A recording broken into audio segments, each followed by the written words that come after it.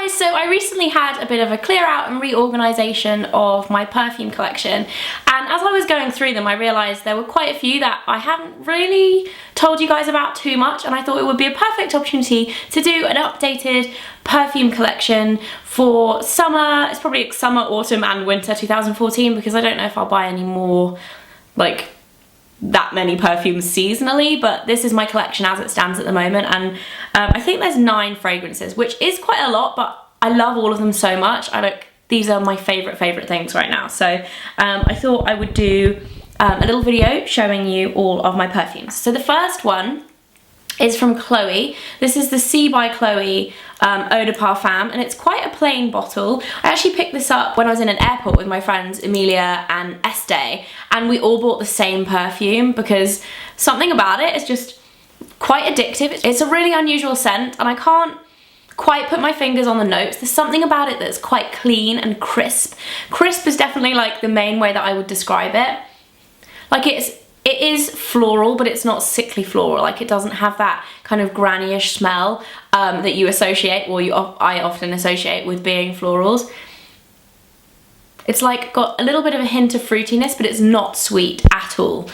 So it's a nice one. If you don't really normally like floral perfumes, like traditionally floral perfumes, but you don't want something too sweet and kind of young, then I think this one's a really good option. I would definitely recommend checking this perfume out next time you are around a beauty or perfume haul, because it's really unusual, and I'd like to know what you guys think, whether you love it or hate it. And I also quite like the bottle because it is very classic. It's a very nice dressing table bottle because it is like quite old-fashioned. I like this a lot. So the next one is actually one that I bought at a very similar time to the Chloe one, and this is the Elizabeth and James Nirvana White. I've actually mentioned this in a couple of videos before because I really love it. Elizabeth and James, I think they brought this out maybe like the end of last year, so it's fairly new, and the white version is just very feminine. It is quite floral, but again, it's not too sickly. This is definitely a lot more floral than the Chloe one, but it is quite delicate and it's very feminine. I believe it's like peony based. I'm going to put all of the notes in the info bar below because I don't know anything about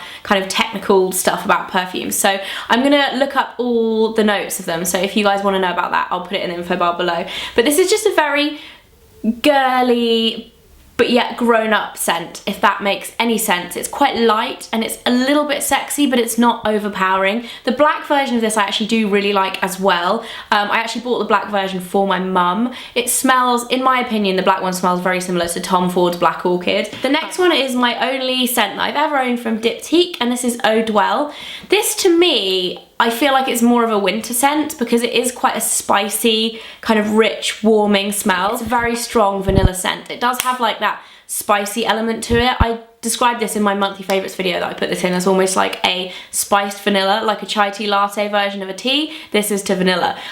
So yeah, I do love this a lot. I actually have been wearing this the last couple of days and really kind of rediscovered it. I've used up about half the bottle actually, but I do really like it, and I think Diptyque fragrances are quite expensive, but this one I think is really worth it because whilst it has that one strong note of vanilla, it's a little bit more complex at the same time. Like it's quite obvious in its first kind of impression that it makes, and then it's, you know, a little bit more subtle after that. So I like this a lot, Eau Dwell from Diptyque. The next one is actually one of the older ones in my collection now, and this is from Carvin. It's the Le Parfum one. It's just, doesn't have a name, it's just called Le Parfum. And this again is that more kind of sophisticated, feminine scent.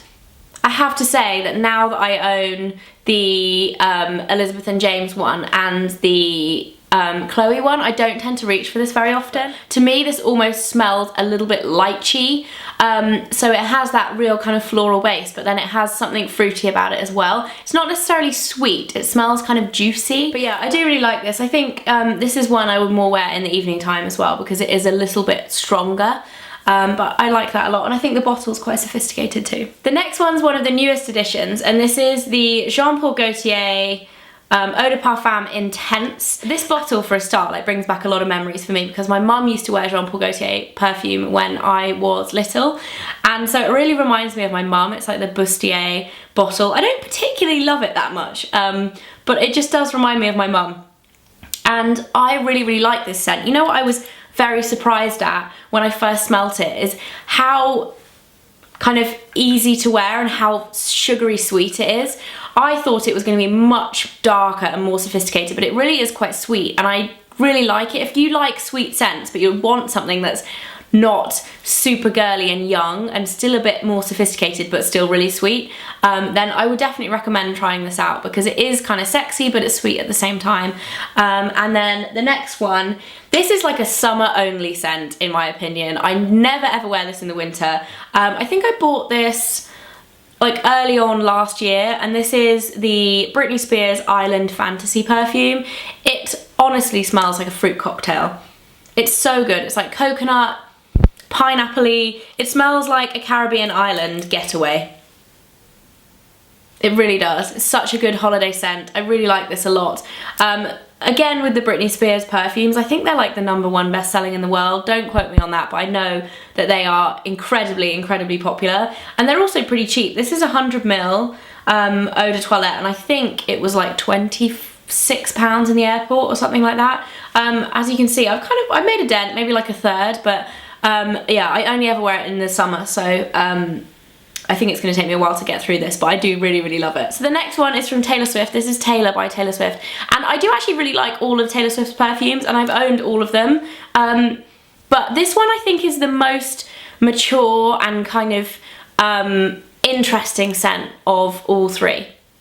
Something about it just smells slightly magical. I don't know, that sounds really stupid, but I do really like this, and again, it is quite sweet. But what I also love about this is that it lasts absolutely ages, and it's not expensive at all. It's one of the cheaper perfumes in this video. This and the Britney Spears one are much cheaper than the others, and it lasts all day. Something about it is just very fresh and nice, but it's still feminine. I really like this a lot, and I definitely recommend, if you're looking for an affordable perfume option, checking out Taylor Swift's Tayler, because it is good. The next one is a bit of a special one, because it's actually the perfume that I took on my honeymoon. I only took one perfume with me, and for me, scent is a real memory trigger, so this perfume just reminds me of having an amazing time on my honeymoon. This is from La Prairie, and it's called Midnight Rain, and this, I have to say, is really different to all of the other ones I have in this video, because it's very, very sweet, but it's also really, really intense.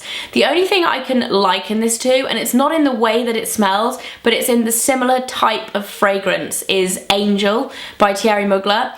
Angel I don't like anymore. I used to love it when I was younger, but in the way that this is so strong and instantly recognizable, and also very sweet. I think it smells totally different to Angel, but if you like that kind of perfume, like a real signature scent, then definitely check this out. I didn't actually know that La Prairie made perfumes until my friend Tati told me about this, and it's actually really nice. And they also do another one, I don't know whether it's called, this is Midnight Rain, so I don't know whether the other one is Silver Rain, something like that, but that's also really nice. I don't own it because they are quite expensive. I can't remember exactly how much this was. I think it was in the £60 to £70 mark, but the bottle is pretty special as well, I have to say. It looks like a raindrop and it has like holographic glitter all over it.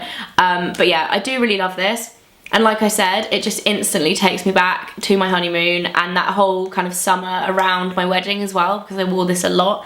And yeah, I love it. And I think I'll always try and keep this in my collection because it's such a strong memory trigger for me. Last but not least on the perfume front is the newest addition to my collection. This is Ghost's Eclipse. And I spoke about this in a recent haul video, but I really, really love it because it smells almost identical to Trish McEvoy's Precious Pink Jasmine perfume, which I have had my eyes on for over a year, and I haven't bought it because it's very, very expensive. I think it's about £120.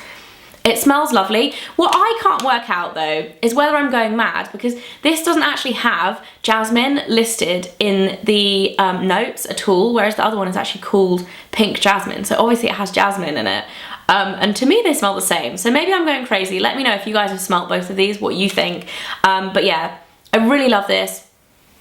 It's kind of fruity, but not at the same time. It has that kind of sensual side. It's definitely a great scent for summer. I love the bottle. The only thing with this is it doesn't last very long at all, so if you want to wear it, you have to chuck this in your handbag and carry it around. So that's it for this video. I hope you guys enjoyed it. Let me know in the comments if there are any perfumes you would recommend for me to try, because I am always looking for new things to try, and I actually love going around perfume counters and like smelling everything and just testing everything out, especially when I'm in airports, because you usually have loads of time to kill. So let me know any recommendations below, or if you have a favourite that I haven't mentioned or you don't think I've tried, then let me know in the comments. And yeah, I'll see you again very soon, guys.